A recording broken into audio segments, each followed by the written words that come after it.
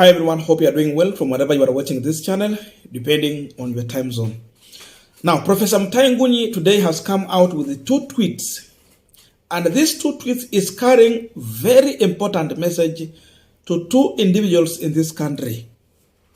Number 1, Mutahi Ngunyi is communicating to William Samoei Ruto using Pastor Ezekiel prophecy. It's a warning. Number 2, Mutahi Ngunyi is communicating to Kenyans, you and me, using Martin Nimola line. And I want us to go through that tweet, and then I'm going to explain to you to link these tweets to exactly what we're talking about here. And it's very easy. He's telling Ruto very openly that if you're not careful, Kenyans are going to turn against you. And again he's warning Kenyans that if you're not careful, when Ruto is coming for someone, the day he will come for you, there will be no one to defend you. So start it as early as possible. This is what he's saying. They went for Mama Ngina. I did not speak because I'm not a Kenyatta. They went for Equity Bank. I did not speak because I am not a member. They went for Kikuyu Traders. I did not speak because I'm not a Kikuyu. Then they came for me, and there was no one left to speak for me. I think this Mutahi Ngunyi is drawing from Martin Nimola, the way I said, was Martin Nimola can be remembered for what he said about the first, they came for socialist, and because I was not socialist, I did not speak out. They came for trade unionist, and because I was not a trade unionist, I did not speak. Then they came for the Jew, and because I was not a Jew, I did not speak out. Then they came for me, and there was no one to speak for me. That's where it's coming from. This is clearly self-explanatory.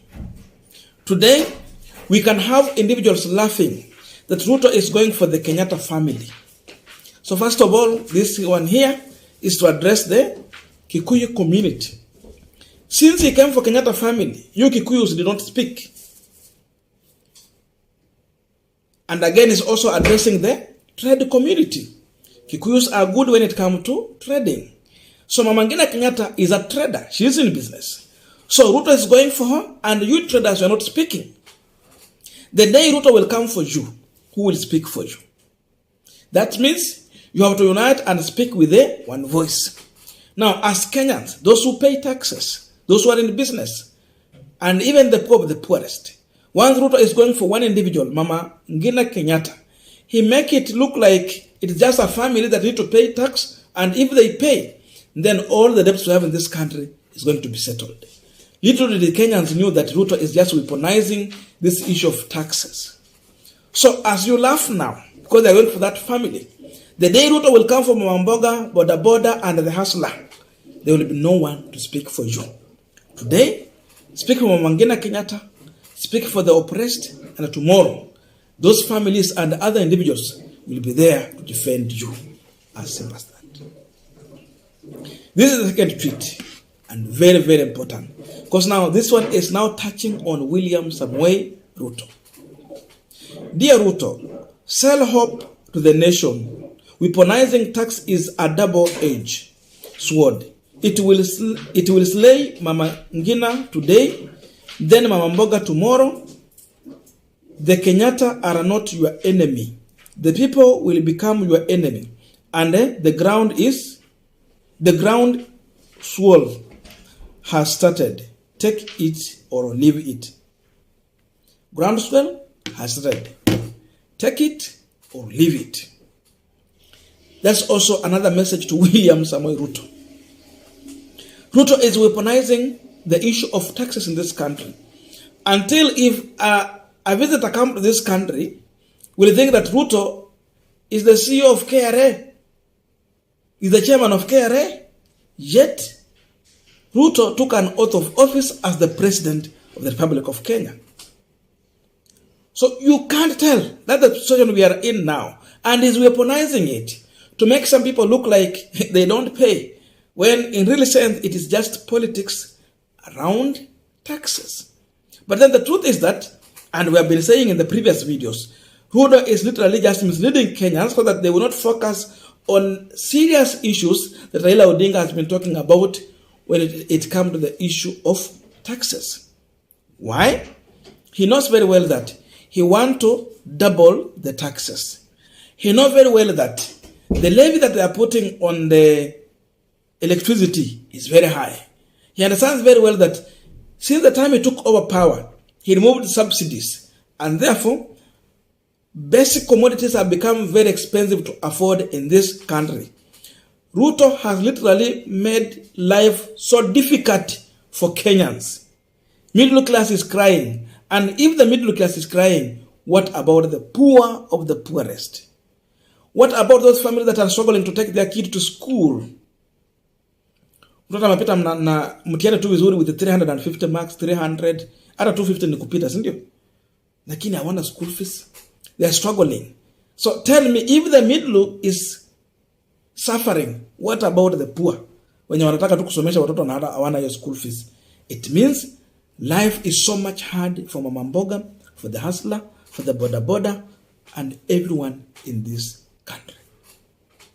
But Ruto is turning this thing to make look like they are just fighting the Kenyatta family, and if they pay taxes, so every Kenyan will be enjoying life, which is a big lie. So the warning here is that, you know, once you push Kenyans to the corner, yani ukipiga paka na umeweka kwa kona, umfungia kosa mahali pa kutokea, ataruka na wewe. That is, in simple term, what Mutahi Ngunyi is telling William Samoei Ruto. You have pushed Kenyans to a corner. They have no space to breathe. They have no escape got. There is no anywhere, even a single hole they can disappear through. They will pass with you. Wakenya watapita na wewe. And this is just a reminder from Pastor Ezekiel prophecy to William Samoei Ruto. I have played this video one time here, but today I want to repeat it just because of this information so that you can remember what the pastor told William Ruto. If you don't work for Kenyans, if you make the life difficult for them, you are not the best option for Kenyans. Kenyans will turn against you, and you will be the enemy number one of Kenyans. Listen to this. Sahi wamemuimbia Rais Ruto, hasla, hasla. Rais nisikie, hawakupendi. Usipowapa kile wanachotaka, wembe ni ule ule, watakunyoa hao watu. Rais, ulipoenda kwa makanisa yao na ulimtolea Mungu au kuwatolea, walikuimba wewe.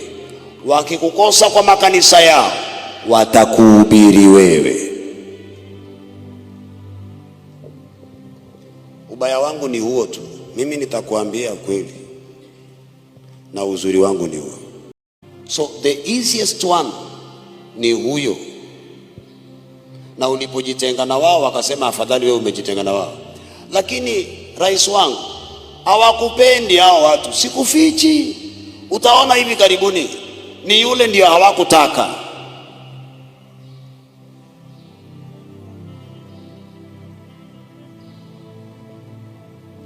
Rais wangu, fanya kazi na moyo wako. Lakini waliokupigia kura si kwamba wanakupenda, walikataa mtu. Na hivi karibuni usipoimba wimbo wao, watakukataa vile vile. Now, as we conclude this discussion, just a quick request for those who are watching and you're not subscribed, please consider subscribing. To our channel subscribers, I must say thank you so much. And again, to all our viewers, please give this video a thumbs up. Thank you, and back to this discussion. Now, the message is at home. Ruto has received his message very clear, and the Kenyans have received their share of the message. So it is Ruto to work on his side and Kenyans to work on their side. Whoever is going to fail is going to face it rough. If Kenyans will fail to put Ruto on task and defend their fellow Kenyans, and so they will have surrendered to William Samoei Ruto to rule them and mislead them and mistreat them. And if it will be Ruto who is going to fail from his side, then Kenyans will do that exactly what Pastor Ezekiel and Professor Mutahi Ngunyi have said. In a simple term, if I was to say this one in Luya, what Mutahi Ngunyi has done today, nikisema na Kiluya ni kwamba, nukosahu di simba, ukosahu engoho. Oro wiminyo. In Swahili, wakati unafukuza mwewe, pia jaribu kuonya pia kuku yako. So that it is not just coming there and mwewe anakuja anapita na kuku. So Mutahi Ngunyi has won both sides. Okay? So you Kenyan, you have been warned. Don't celebrate. Wakati cha mwenzio kikinyolewa chako tia maji. Tia maji na njia gani? We better just avoid. That's the truth of the matter. So, going forward, it is Ruto to change, or Kenyans will force him out. If he will be successful, he might serve for one term. And if he's not careful, this one term might not finish. And then Kenyans, if you give William Ruto a chance, he will deal with you mercilessly. He will slash you. He will destroy you. And he will oppress you nicely. More than what was happening to the Israelites in Egypt. Because Ruto is proving to be Pharaoh of our times. That is the message. I don't know your views, but I would want to read your comments. So let us meet in the comment section for continuation of this conversation. Otherwise, thank you so much for listening to me up to this far. May good God bless you and see you in our next video.